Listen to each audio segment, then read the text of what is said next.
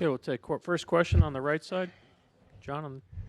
Joe, each game is a series of matchup hunting. You're trying to find an advantageous matchup to attack, but they're also trying to hide that matchup from you.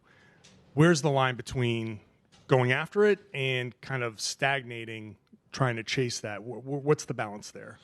The balance is having proper spacing, making the right play. I thought we did a good job of fighting for our spacing, making the right 2-on-1 reads. That's more important than anything else. And so I think regardless of who we're trying to attack, making sure we're at the proper spacing and making sure we're making the right play based on where the 2-on-1 read is the most important thing. Fifth row on your right. Fernando Tirado from ESPN Deportes. Joe, how would you describe your relationship with Pep Guardiola, and did you receive any kind of advice before the finals from him? Yeah, I mean, he's a great person. He's a great coach. Just humility, joy, work ethic, intensity that he brings. And, we've grown to have a great relationship, so I'm very grateful for him. And, I'd like to think that we make each other better. So it's great that he was here. It's great that he was able to share some of his wisdom, and got to spend time with him. Standing in the back right. Hey, Joe. Esteban Buciosa here on your right, GBH News. You were able to get some of the stay-ready guys in towards the end of Game 1. One guy in particular, Svi Mikhailuk. I'm wondering, what has he done just to help this team get to this point when we're not necessarily seeing him and some of those other guys a lot in the postseason? Yeah, I mean, when I talked to Svi about, during the process of him deciding if he wanted to come here, I just said, listen, the thing about our team is we need everybody, and we're going to play guys. And you don't get to where we're at right now and win a lot of games unless you have great depth. And throughout the season, because it's such a long season, what those guys do and kind of gets lost in the shuffle. But there was moments where, Svi helped win his game. Second night of back-to-back, 4 and 5, set whatever it is, Nimi and those guys starting. So their ability to just stay locked in and stay professional and impact winning is very important. And so that was what I told him when he came before he came here. And him, the other guys, and the player development staff do a great job of just staying on top of that. Gary in the middle. Joe, Gary Washer, Boston Globe. Jason Kidd just called Jaylen you guys' best player. He said it twice. Now, that could be a slight at Jason, but how do you want your guys to read these quotes? I mean, they read everything. There's a lot said in between games. How do you want them to kind of digest when there might be gamesmanship here, there might be some type of, that was set for a purpose, obviously, but how do you want them to kind of take that in? You just need to focus on the truth. I mean, at the end of the day, nobody knows because they're not in the locker room.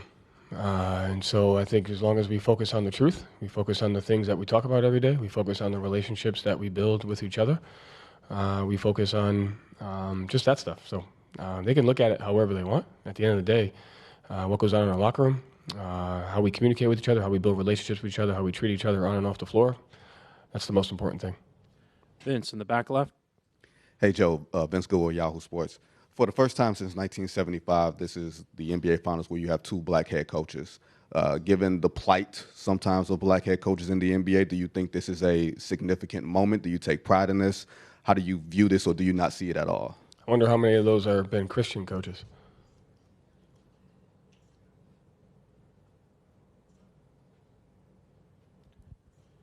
David Aldridge on the right.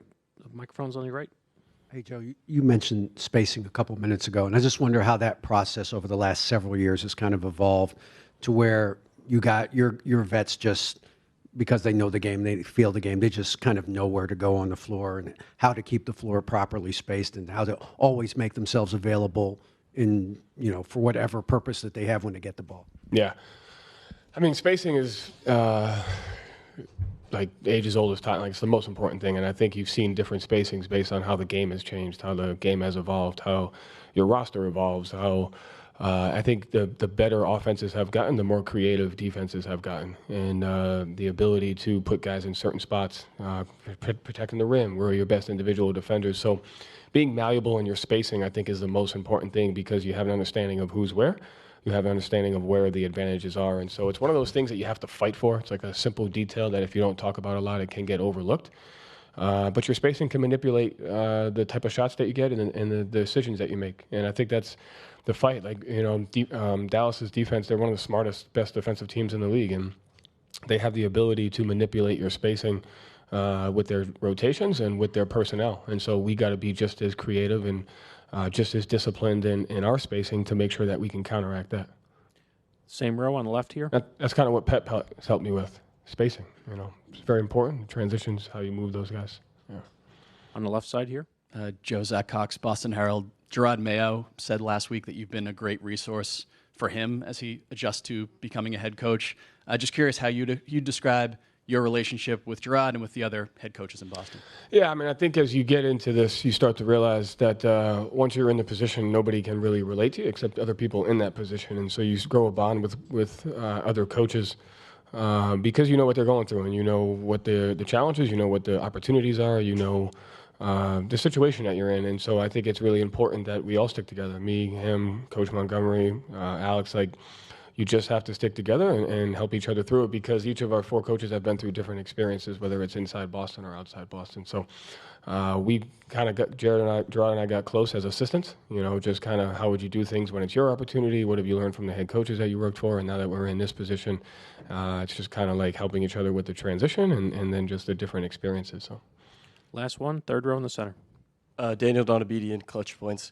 Joe, what can you say about Sam Hauser, only 7 points in the Eastern Conference Finals?